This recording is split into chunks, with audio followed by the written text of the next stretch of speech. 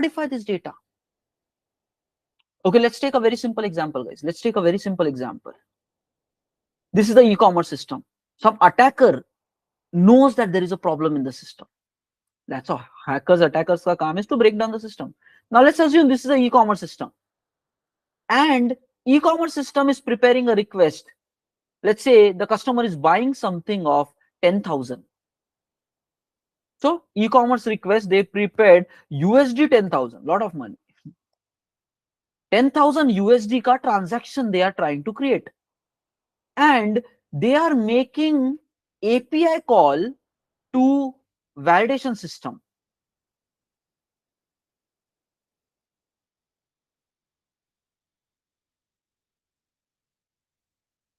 But you need to understand, e-commerce is a complete different set of softwares and services. They might not even deploy their system in our AWS infrastructure. It's a different integration. And in future, if all these other guys are going to come, they are not going to host it along with us. So payment system might be deployed completely somewhere else, in cloud, in AWS, somewhere else. And this e-commerce system might lie completely somewhere else.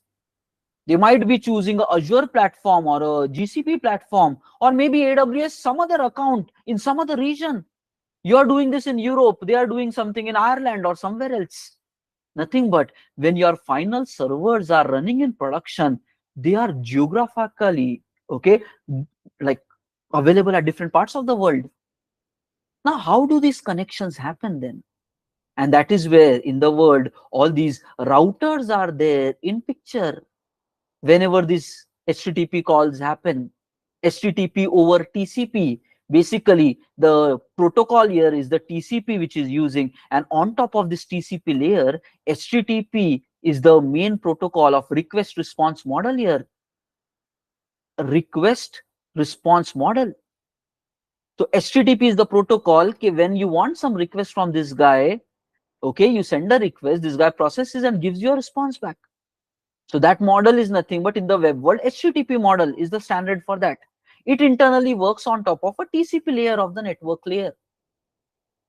But the point is, these communications happen through routers, and they are geographically very away from each other. So this request goes to this router, they know how to reach to this server. Based upon whatever IP or the domain naming, these routers have that intelligence of how to reach to this place and actually deliver the request.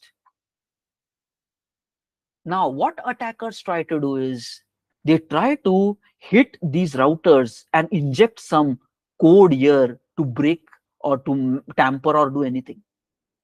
Generally, this network wire is assumed to be very safe.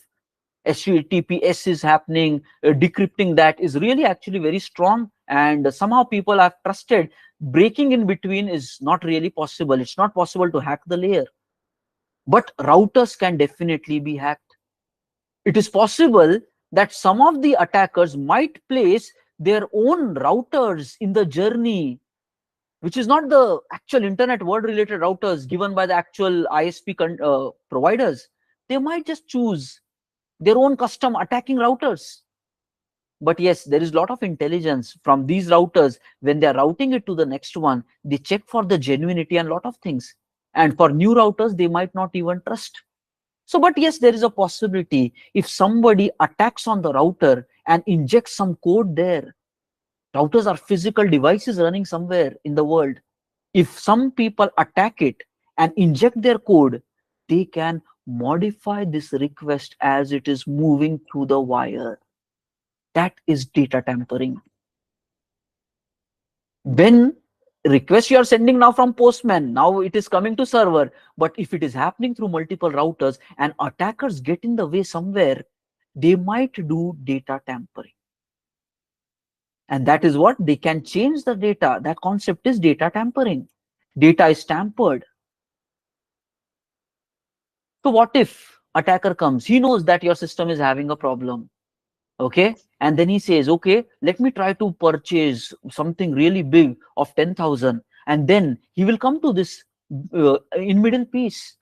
and then it is going to try to inject and modify this balance to, let's say, 10 USD, and then 10 USD goes here, and then further you process everything based upon 10 USD. PayPal say you cut 10 USD and you give the confirmation to e-commerce, your transaction is successful. Now you might say, we will re-verify how much payment was deducted, but you never know. If the developers are not that careful, they might not even verify that. Majority, I'm telling you guys, 80% of the developers will not cross-verify. They will not cross-verify. We told 10,000, na? If you are getting a successful response, means 10,000 itself would have deducted. They will assume like that. 80% developers will not check it again, how much money actually got debited. 80% developers will miss that logic. And if you miss that, 10,000 ka product, attacker bought it in $10, and you are like, thank you for shopping with us, take the product. Right? You are very happy. अरे customer ने खरीद लिया, bamboo लगा के चला गया customer यहाँ पे, right? So point is, in real world, all these threats are there. Okay, so you might just ship the product and you know what happens, guys? These attackers, whenever these problems happen, so once they find a loophole, they exploit it very badly. It's not just one transaction, but over a period of time, they will make much more transactions and they will create some business opportunities out of these loopholes. They might just start doing a side business. 10,000 like they will order iPhones and give it at 50% prices in the market. And they will do it so strategically that they are always under the radar and their hack is not getting exploited. This is how people try to break the systems. Recently, that WazirX ke saath crypto transaction happened. Long time ago, they identified that there is a loophole, but they worked around with that loophole and drained all the money over a period of time, till the time WazirX did not even identify their system was having that security breach. Somebody else raised it and said, hey, WazirX, money is going out from your wallet, please check it, what is happening. Then they realized, oh, money was going, and then it was tracked. A lot of money drained to a lot of other companies. So what happens? Attackers actually utilize and exploit and drain the system. Not like one-time transaction karke chill marte. No, they don't do that. So we need to be really careful when we build our systems. So, and specifically for payment related systems, right? So data integrity, taking care of that is going to be really useful. It is good. It helps against preventing for this data tampering. If you can do that, it is pretty good. And using HMAC SHA security, this data tampering can be avoided. So HMAC SHA-256 is basically for two things. First, to take care of authentication. Second, it prevents or it ensures data integrity, so prevents against data tampering attacks. So we can be safe and sure whatever this guy is sending, it is coming to us the same. If in between attacker has done some modification, this validation service should be able to identify that something has gone wrong, and validation service should not process that request. That is what is preventing against data tampering. We should be sure whatever this guy has sent, we have received the same. Then only we will try to further process. That is what it is. With this system, data tampering approach, we will be checking whatever data Ecom has sent, the same data is received to validation, and then only we process. If data is not matching, we discard the request completely.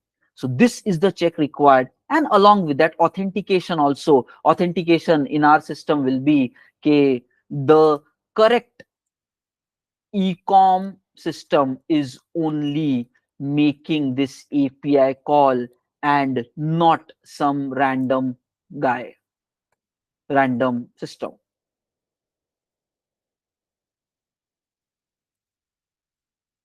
So HMAC SHA makes this kind of provision to do that. Okay, guys, are we clear with these issues? Authentication required, right? Okay, right e-commerce is calling, not some random guy. Second, data, whatever they are saying, it should also be proper. If we want to implement authorization, that's a separate question. We can implement it. Authorization is a separate thing. Okay.